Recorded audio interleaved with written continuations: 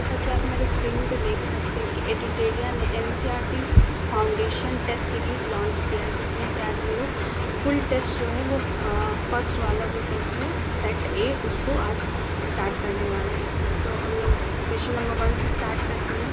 पहला क्वेश्चन यहाँ पे ये बोल रहा है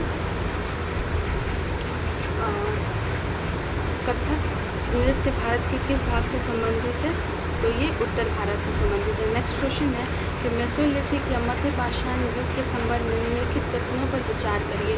तो इसमें से इस समय पत्थर के औजार माइक्रोलिथ कहे जाते थे, ये सही है। और इस समय पुराने किस्म के औजार अनुपस्थित थे, ये कथन गलत है। पत्थर के औजार आकार में बड़े थे, ये भी गलत है। तो इसका आंसर क्या सही हुआ? तो केवल एक। नेक्स्ट क्वेश्चन पे चलते हैं। कसौली शैली किस राज्य से संबंधित है? तो कसौली शैली हिमाचल और कश्मीर दोनों से संबंधित है। ऑप्शन में हिमाचल है तो हिमाचल प्रदेश को टिक कर देंगे। नेक्स्ट क्वेश्चन है रसमंजरी की रचनाकार कौन है? तो रसमंजरी के रचनाकार जो है ये भानुदत्त है। नेक्स्ट क्वेश्चन है बृहदम पुराण के संबंध में निम्नलिखित कथनों पर विचार करिए। तो ऑप्शन है इसकी रचना बंगाल में की गई थी और इसमें ब्राह्मणों को कुछ विशिष्ट प्रकार की मछलियाँ खाने की अनुमति दी गई थी। तो कथन 1 और 2 दोनों सही हैं। नेक्स्ट क्वेश्चन है कि फर्रुखियर और आलमगीर द्वितीय, शाह आलम द्वितीय और अहमद शाह, इन सभी को उसके सीक्वेंस वाइज में मिलाना है। तो इसका आंसर सही हो जाएगा ऑप्शन बी। Option B.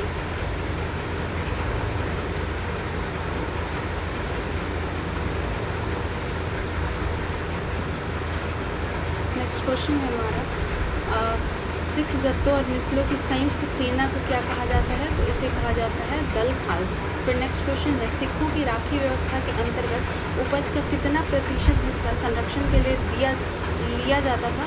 तो ये आंसर हो जाएगा 20%। नेक्स्ट क्वेश्चन है ऋग्वैदिक काल के दौरान प्रचलित राजनीतिक व्यवस्था के बारे में कौन सा कथन सही है? तो पहला है राजा के पास लोगों से कर एकत्र करने की शक्ति थी, और दूसरा है राजा का पुत्र स्वाभाविक रूप से राजा का उत्तराधिकारी होता था। तो ये दोनों ही कथन गलत है, क्योंकि उस समय कर एकत्र करने की शक्ति नहीं थी और राजा का पुत्र राजा हो ऐसा ज़रूरी नहीं था। तो ये दोनों ही गलत है। नेक्स्ट क्वेश्चन पर हम लोग बढ़ते हैं। उत्तर वैदिक काल की सामाजिक स्थिति के बारे में निम्नलिखित कथनों पर विचार करिए। महिलाओं और शूद्रों दोनों वेदों का अध्ययन करने की अनुमति नहीं दी गई थी। और नेक्स्ट है अब वर्ण व्यवस्था जन्म के आधार पर तय की गई थी। तो इसका आंसर हमारा सी सही है कि दोनों सही है। नेक्स्ट है प्रशस्ति का अर्थ क्या होता है? तो प्रशस्ति का अर्थ होता है प्रशंसा करना। नेक्स्ट है समुद्रगुप्त की नीतियों का वर्णन किसने किया था? तो ये बहुत फेमस क्वेश्चन है, हरिसेन ने किया था। हरिसेन ने प्रयाग प्रशस्ति में दक्षिणापथ के शासकों की संख्या कितनी बताई थी? तो दक्षिणापथ का 12 बताया था और उत्तरापथ का 9 बताया था। उसके बाद है विक्रम संवत की शुरुआत को किस शासक से जोड़कर देखा गया है? तो चंद्रगुप्त द्वितीय के साथ। नेक्स्ट क्वेश्चन है हर्षवर्धन को नर्मदा नदी के तट पर किसने रोका था? तो पुलकेशिन द्वितीय का, जो चालुक्य वंश का था। हम लोग आगे बढ़ते हैं। नेक्स्ट क्वेश्चन है पल्लवों के काल में नगरम क्या थी? तो नगरम जो था व्यापारियों के संगठन को कहा जाता था, व्यापारी के नगर को नहीं कहा जाता था, इसलिए नंबर 2 गलत हो जाएगा। जनपद का अर्थ क्या होता है? तो जनपद का मतलब होता है जन के बसने की जगह। नेक्स्ट क्वेश्चन है महाजनपदों का उद्भव लगभग कितने वर्ष पूर्व हुआ था? तो लगभग 2500 साल पहले किया गया था।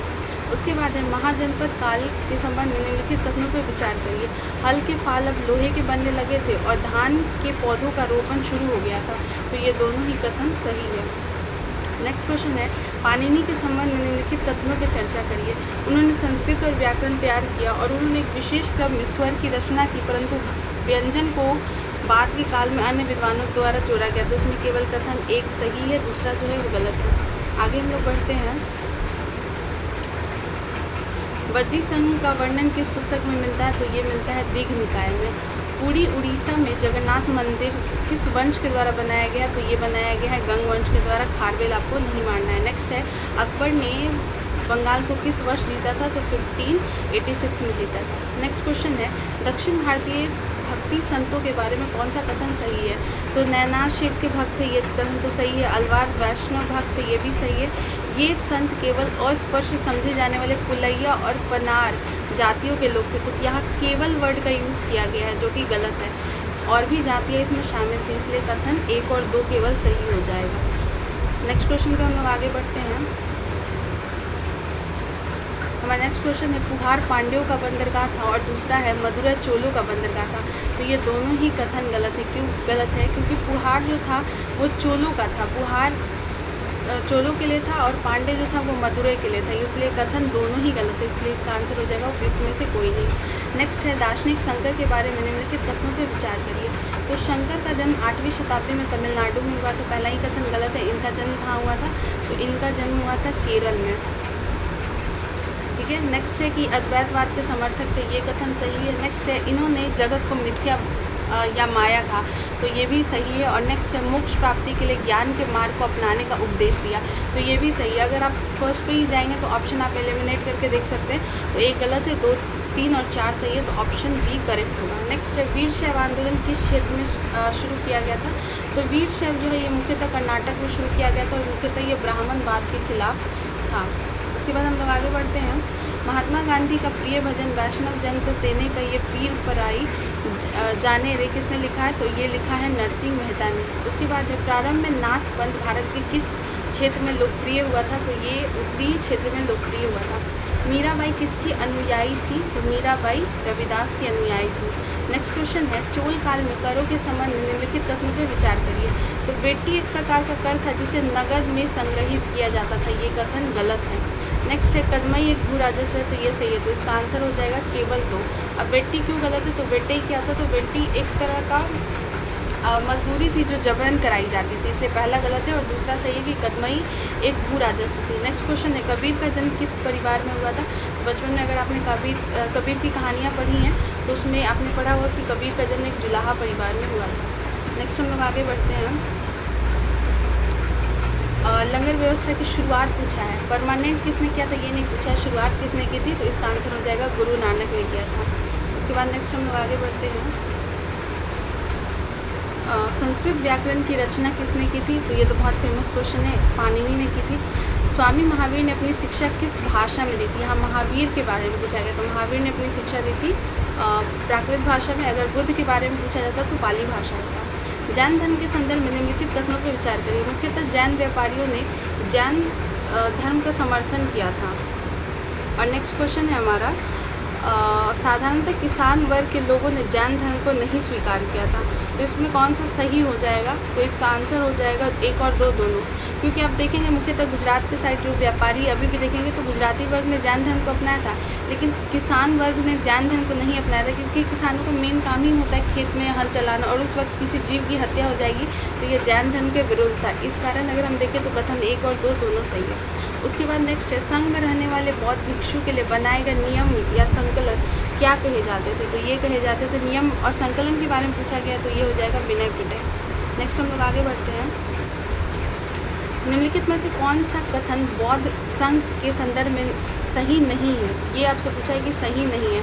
तो पहला कथन है कि संघ में पुरुष और स्त्रियों के रहने के लिए अलग अलग व्यवस्था थी, ये तो सही है। सभी व्यक्ति संघ में प्रवेश ले सकते थे। नेक्स्ट है संघ में प्रवेश लेने के लिए बच्चों को अपने माता पिता से अनुमति लेनी पड़ती थी, ये भी सही है। और नेक्स्ट है विवाहित स्त्रियों को संघ में प्रवेश लेने के लिए अपने माता पिता, यहीं पे ये सेंटेंस गलत हो जाता है, माता पिता से नहीं बल्कि अपने पति से अनुमति लेना पड़ता था, इसलिए कथन डी जो है वो गलत है। नेक्स्ट है महायान के संबंध में निम्नलिखित कथनों पर विचार करिए। ये बौद्ध धर्म से संबंधित थी और इन्होंने बौद्ध धर्म में मूर्ति पूजा को बढ़ावा दिया। यहाँ पे किसके बारे में पूछा है? तो महायान शाखा के बारे में पूछा है, तो इसका आंसर 1 और 2 दोनों सही है। महायान बौद्ध धर्म से तो संबंधित था ही, और इन्होंने मूर्ति पूजा को बढ़ावा दिया, इसलिए ये दोनों कथन सही हो जाता है।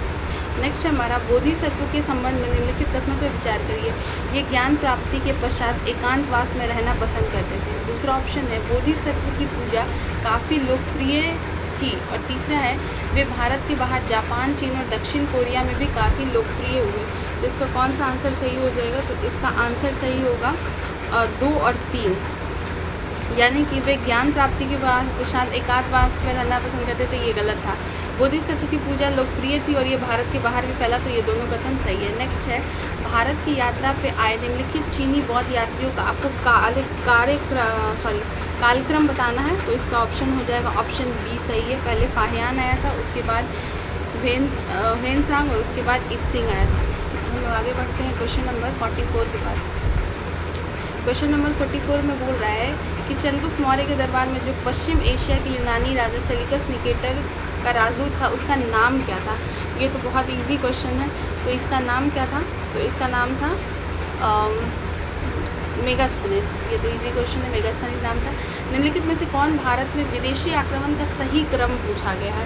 तो सही क्रम में सबसे पहले हिंद यवन आए थे, उसके बाद हिंद यवन के बाद शक के बाद पर्थियन और लास्ट में कुषाण आए थे, इसलिए इसका ऑप्शन हो जाएगा सी सही हो जाएगा। नेक्स्ट क्वेश्चन है, अशोक ने जगह जगह जाकर लोगों को शिक्षा देने के लिए अधिकारियों की नियुक्ति की थी। इन अधिकारियों को निम्नलिखित में से किस नाम से जाना जाता था? तो इनका नाम था धम्म महामात्र। अब हम लोग आगे बढ़ते हैं।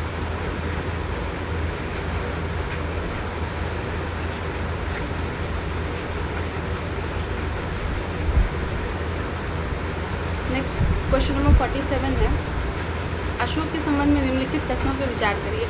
अशोक ऐसा पहला शासक था जिसने अभिलेखों द्वारा जनता तक अपना संदेश पहुंचाने की कोशिश की, पहला बोला गया है। नेक्स्ट है, अशोक के ज़्यादातर अभिलेख खरोष्ठी लिपि में लिखे गए। और तीसरा है, अशोक ने अपने एक अभिलेख में कलिंग युद्ध का वर्णन भी किया था। तो इसमें से कौन सा ऑप्शन सही हो जाएगा? तो ऑप्शन 1 और 3 सही हो जाएगा, 2 गलत हो जाएगा, क्योंकि इसके ज़्यादातर जो अभिलेख है वह खरोष्ठी नहीं बल्कि ब्राह्मी लिपि में लिखे गए हैं। नेक्स्ट है, मुगलों की जागीर दिल्ली सुल्तानों में से किसके बराबर थी? तो ये जो थी ये किसके बराबर थी ये पूछा गया है। तो ये दिल्ली सल्तनत में जैसे इकता था वैसे ही मुगलों के पास जागीर दी जाती थी, तो उसी के बराबर हो जाएगी। नेक्स्ट क्वेश्चन है हमारा 14वीं शताब्दी के ग्रंथ लीला तिलकम, लीलावती नहीं पूछा गया आपसे, लीला तिलकम के बारे में सत्य कथन का चयन करिए।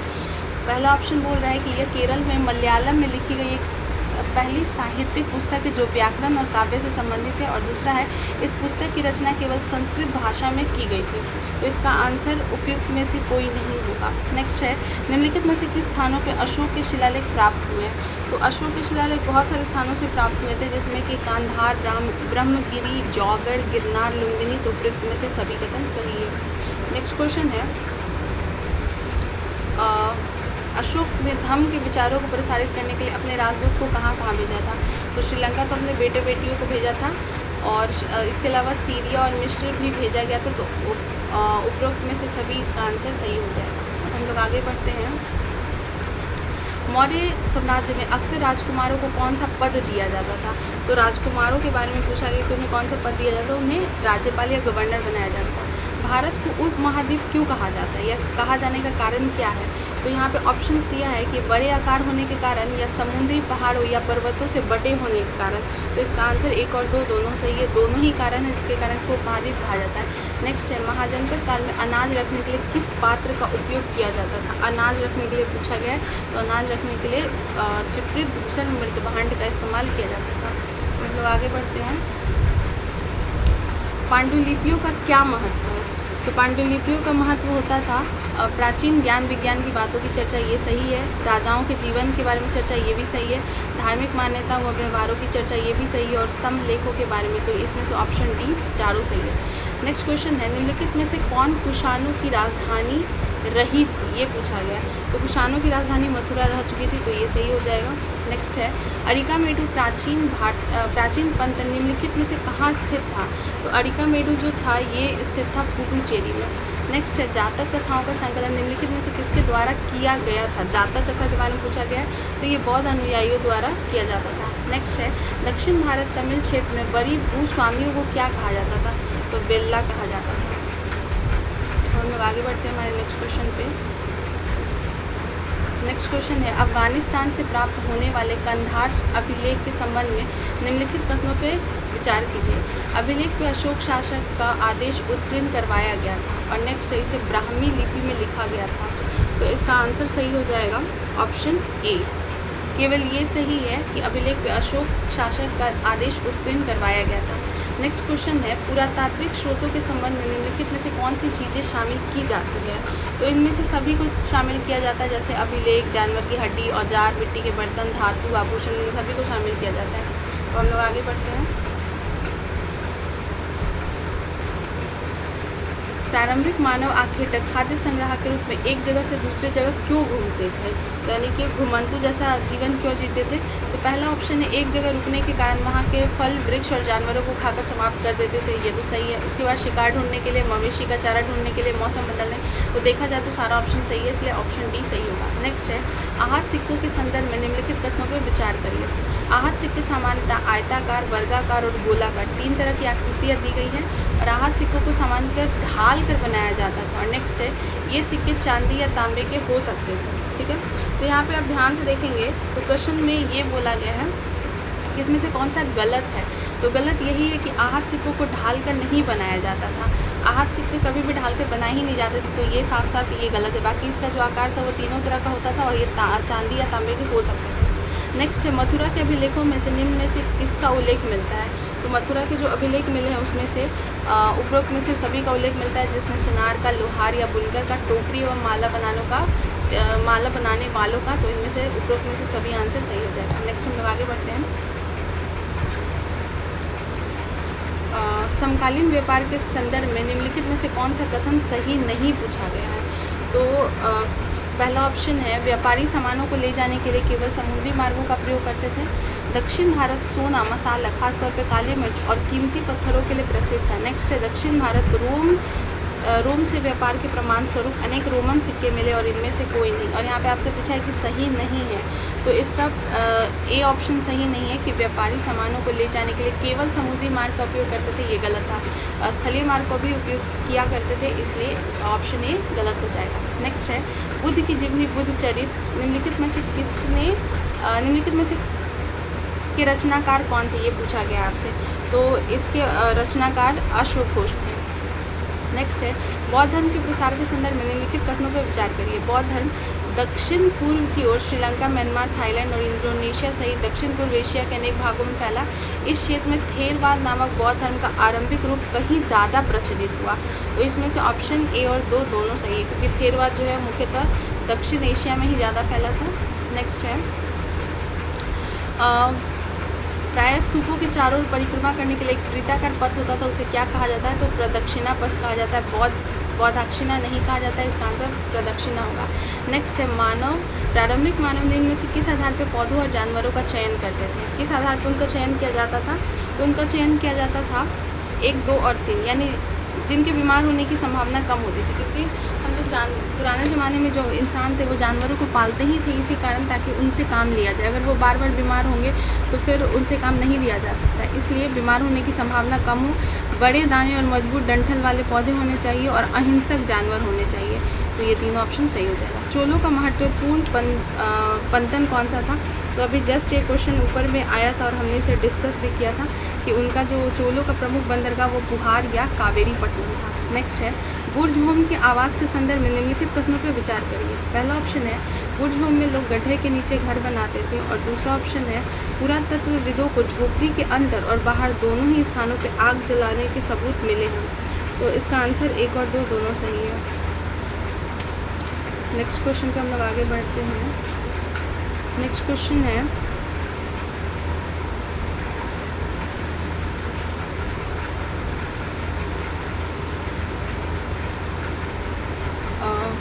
क्वेश्चन नंबर 72, कुषाणों के संबंध में बौद्ध धर्म की किस नई शाखा का विकास हुआ था। यह पूछा गया कुषाणों के समय में। तो कुषाणों के समय में कौन सी बौद्ध शाखा का विकास हुआ था। तो यहाँ पे महायान शाखा का विकास हुआ था। हड़प्पाई संस्कृति के संबंध में सही मिलान करना कि कौन सी वस्तुएं कहाँ से मंगाई जाती थी। तो इसका ऑप्शन बी सही है, यानी कि तांबा मंगाया जाता था राजस्थान से, खेतरी के खानों से। टिन मंगाया जाता था अफगानिस्तान से और सोना कर्नाटक से मंगाया जाता था। हड़प्पाई सभ्यता के अंत के संबंध में इतिहासकारों ने क्या क्या अटकलें लगाई थी। तो यहाँ पे पहला ऑप्शन है, नदियों के सूखने का कारण, सही है। जंगलों के विनाश होने का कारण, चारागाह मैदान समाप्त होने के कारण, बाढ़ के कारण, या शासकों के नियंत्रण समाप्त होने के कारण। तो इसमें से 1, 2, 3, 4, 5 ये सभी ऑप्शन करेक्ट है। नेक्स्ट क्वेश्चन देखते हैं। हड़प्पा सभ्यता के अंत होने का परिणाम क्या हुआ। ये क्वेश्चन पूछा गया है, तो इसका आंसर हो जाएगा ऑप्शन डी।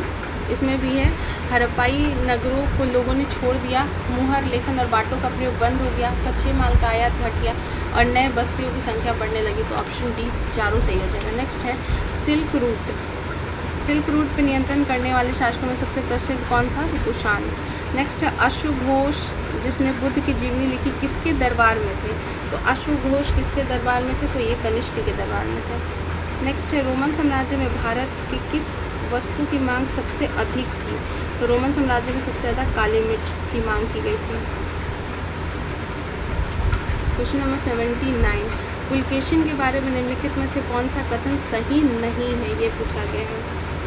तो पहला ऑप्शन है ऐहोल शिलालेख पुलकेशिन द्वितीय की विजय का वर्णन करता है। दूसरा है गुप्तों के खिलाफ लड़ाई में उनकी मृत्यु हो गई। तीसरा है नरसिंह वर्मन ने पुलकेशिन द्वितीय को हराया और वातापी पे कब्जा किया। और चौथा है पुलकेशिन द्वितीय ने 610 ईस्वी से 642 तक शासन किया था। तो इसका आंसर सही हो जाएगा। पूछा है कि क्या सही नहीं है, तो ये सही नहीं कि गुप्तों के खिलाफ लड़ाई में उनकी मृत्यु हुई थी, ये कथन गलत है। नेक्स्ट क्वेश्चन है जाट राज्य अपने किस राजा के समय शक्तिशाली रूप में उभरा था? तो सूरजमल के समय। नेक्स्ट है 16वें वित्त आयोग के चेयरमैन किनको नियुक्त किया गया? अरविंद पनगड़िया। केंद्र सरकार ने पिछले कुछ वर्षों में राष्ट्र विरोधी भाव गतिविधियों में संलिप्त होने के कारण किन संगठनों पर प्रतिबंध लगा दिया है? तो इसमें से जितना दिया हुआ है ऑप्शन 1, 2, 3, 4 सभी पे प्रतिबंध लगा दिया गया है। तहरीके हुर्रियत, जमात इस्लामी, जम्मू कश्मीर लिबरेशन फ्रंट और जम्मू कश्मीर डेमोक्रेटिक फ्रंट, इन सभी पे प्रतिबंध लगाया गया है। नेक्स्ट क्वेश्चन है किसे हाल में MS स्वामीनाथन पुरस्कार से सम्मानित किया गया है? तो PR कंबोज। संयुक्त सैन्य अभ्यास डेजर्ट साइक्लोन भारत और किस देश के बीच होता है? तो UAE या संयुक्त अरब अमीरात। भारत कितने वर्षों के लिए संयुक्त राष्ट्र सांख्यिकी आयोग के सदस्य के रूप में नामित किया गया है? कितने वर्षों के लिए पूछा गया है? तो भारत नामित हुआ है 4 वर्ष के लिए। नेक्स्ट है भारतीय नौसेना स्टाफ के उप प्रमुख के रूप में किसे नियुक्त किया गया है? तो दिनेश के त्रिपाठी, जो कि अब उप प्रमुख से प्रमुख बन चुके हैं। आगे क्वेश्चन नंबर 87, भारतीय राष्ट्रीय महासागर सूचना सेवा केंद्र INCOIS के संदर्भ में निम्नलिखित कथनों पर विचार करिए। यह पर्यावरण, वन और जलवायु परिवर्तन मंत्रालय के तहत एक स्वायत्त संगठन है। INCOIS भारत में सुनामी के संदर्भ में भविष्यवाणी और प्रारंभिक चेतावनी के लिए नोडल एजेंसी है। इसकी स्थापना 1999 में हुई थी और इसका मुख्यालय नई दिल्ली में। इसमें से कितने कथन सही है? तो इसमें से केवल एक कथन सही है। एक्सरे पॉलरीमीटर सैटेलाइट या एक्सपोसेट के संदर्भ में निम्नलिखित में से कौन सा कथन सही है? एक्सपोसेट नासा द्वारा लॉन्च किया गया दुनिया का दूसरा उपग्रह आधारित मिशन है जो एक्सरे पॉलरीमीटर माप के लिए समर्पित है। यह मिशन 5 साल की अवधि के लिए पृथ्वी की निचली कक्षा में संचालित होगा। तो इसमें से ऑप्शन केवल 2 सही पूछा है, कौन सा सही है? तो केवल 2 सही है क्योंकि इसको नासा के द्वारा नहीं बल्कि इसरो के द्वारा लॉन्च किया गया था। तो दूसरा कथन सही है। नेक्स्ट क्वेश्चन है निम्न पर विचार करिए। वस्तुओं और सेवाओं में व्यापार। नेक्स्ट है निवेश। तीसरा है बौद्धिक संपदा अधिकार और चौथा है ई-कॉमर्स। उपयुक्त में से कितने क्षेत्रीय व्यापार आर्थिक भागीदारी RCEP समझौते के अंतर्गत शामिल किए जाते हैं? तो इसमें से सभी चारों को शामिल किया जाता है। नेक्स्ट क्वेश्चन है भारत और म्यांमार के बीच मुक्त आवाजाही व्यवस्था FMR के संदर्भ में निम्नलिखित कथनों पर विचार करिए। पहला ऑप्शन है यह दोनों देशों के बीच व्यापार और निवेश को सुविधाजनक बनाने का एक समझौता है। दूसरा है भारतीय नागरिकों को म्यांमार में FMR लाभ प्राप्त करने के लिए म्यांमार सीमा चौकी पर आगमन पर वीज़ा की आवश्यकता है। और तीसरा है भारत म्यांमार सीमा की पूरी लंबाई FMR के अंतर्गत आती है। तो इसका कोई भी ऑप्शन सही नहीं है। इसमें से कितने सही है? तो कोई भी सही नहीं है।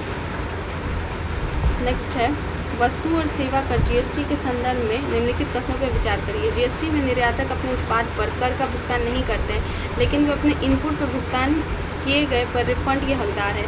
GST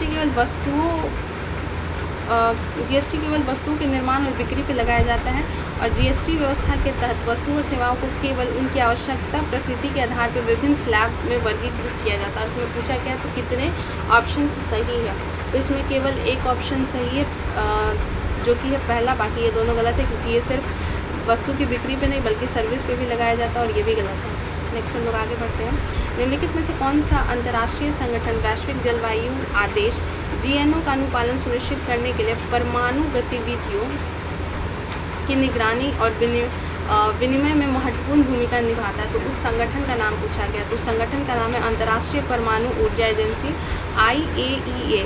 international atomic energy agency इसका नाम है। नेक्स्ट क्वेश्चन है, निम्नलिखित कथनों पर विचार करिए। मालदीव में इंडिया आउट अभियान का प्राथमिक उद्देश्य भारत से जुड़ी सभी बुनियादी परियोजनाओं को रोकना। ये तो बिल्कुल गलत है, क्योंकि सभी बुनियादी परियोजनाओं को रोकना नहीं है, केवल भारत का जो इन्फ्लुएंस ज़्यादा बढ़ रहा है मालदीव पे उसको रोकना है। नेक्स्ट है, भारत मालदीव को आतंकवाद, मादक पदार्थों की तस्करी, नशीले पदार्थ और विभिन्न समुद्री अपराधों के खिलाफ अपनी प्राथमिकता रक्षा पंक्ति मानता है, तो ये सही है। और नेक्स्ट है, भारत मालदीव में ग्रेटर माले कनेक्टिविटी प्रोजेक्ट विकसित कर रहा है, तो ये भी सही है। तो ऑप्शन 2 और 3 सही है। नेक्स्ट आगे है,